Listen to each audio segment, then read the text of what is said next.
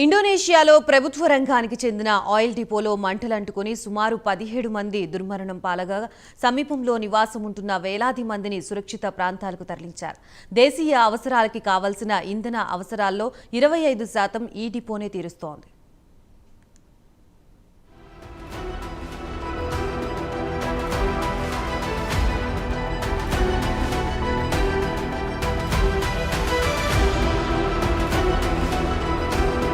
ఇండోనేషియాలో శుక్రవారం నాడు చమురు డిపోలో మంటలంటుకుని సుమారు 17 మంది దుర్మరణం పాలయ్యారు.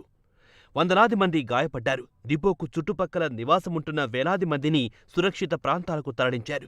మంటలార్పడానికి 52 ఫైర్ ఇంజన్లు, 260 ఫైర్ ఫైటర్స్ కాలంతో పాటు పోటీపడి మంటలను ఆర్పడానికి పోరాడుతున్నారని అధికారులు తెలిపారు. ప్రభుత్వానికి చెందిన ఈ చమురు సహజ వాయు కంపెనీ పెర్టామినా ఉత్తర జకర్తాలోని తన్హామేరి ప్రాంతంలో ఉంది. కాగా ఈ డిపోకు చుట్టుపక్కల అత్యధిక జనాభాతో కిటకిటలాడుతోంది. దీంతోపాటు ఈ డిపో దేశీయ అవసరాల్లో 25% తీరుస్తోంది.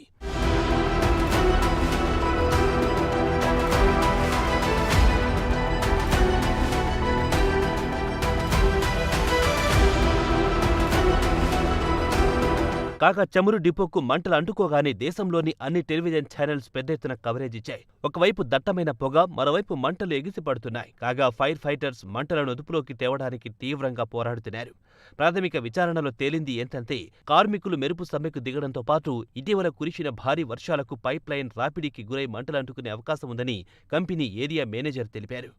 అయితే డిపోకు మంటలు అంటుకున్నందువల్ల సరఫరాపై పెద్దగా ప్రభావం ఉండదని చెప్పారు.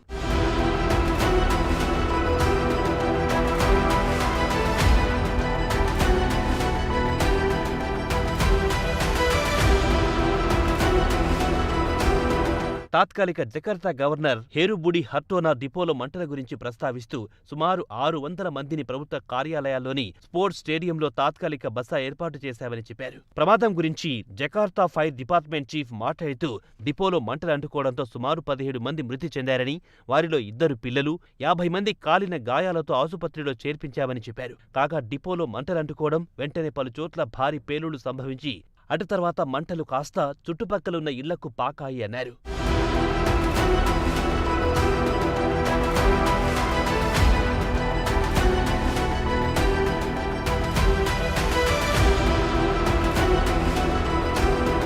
ఇదిలా ఉండగా ఇండోనేషియా ప్రభుత్వంలో సహాయ మంత్రి ఎరిక్ థోహీర్ మృతి చెందిన వారి కుటుంబ సభ్యులకు తీవ్ర సంతాపం తెలిపారు.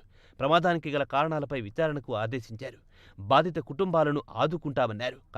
కాగా శుక్రవారం నాడు జరిగిన అగ్ని ప్రమాదం ఇక్కడ ఇదే మొదటిసారి కాదు. గతంలో 2014లో కూడా మంటలంటుకుని 40 ఇళ్లు ధ్వంసమయ్యాయి. అయితే అప్పుడు జరిగిన అగ్ని ప్రమాదంలో ఎవ్వరూ గాయపడలేదు.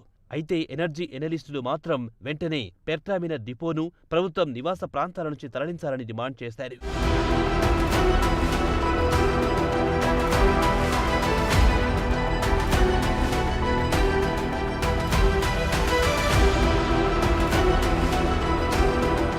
ఇదిలా ఉండగా పెర్టామినా డిపో తరచు నిర్లక్ష్యానికి గురవుతోంది. ఈ డిపోలో అంతర్జాతీయ ప్రమాణాలు పాటించడం లేదని ఎనలిస్టులు టెలివిజన్ ఇంటర్వ్యూలో మాట్లాడి చెప్పారు. 2014లో మొదటిసారి డిపోలో అగ్ని ప్రమాదం సంభవించినప్పటి నుంచి అధికారులు అప్రమత్తత కరువయ్యిందని, తరచు తనిఖీలు నిర్వహించాలి కానీ దాని గురించి పట్టించుకునే నాదుడే లేరని వాపోయారు. ఈ ప్రమాదానికి సంబంధించి కంపెనీ బోర్డ్ ఆఫ్ డైరెక్టర్లను బాధ్యుల్ని చేయాలని డిమాండ్ లేవనెత్తారు. తర్వాత తక్షణమే ఉపసంహరించుకున్నారు.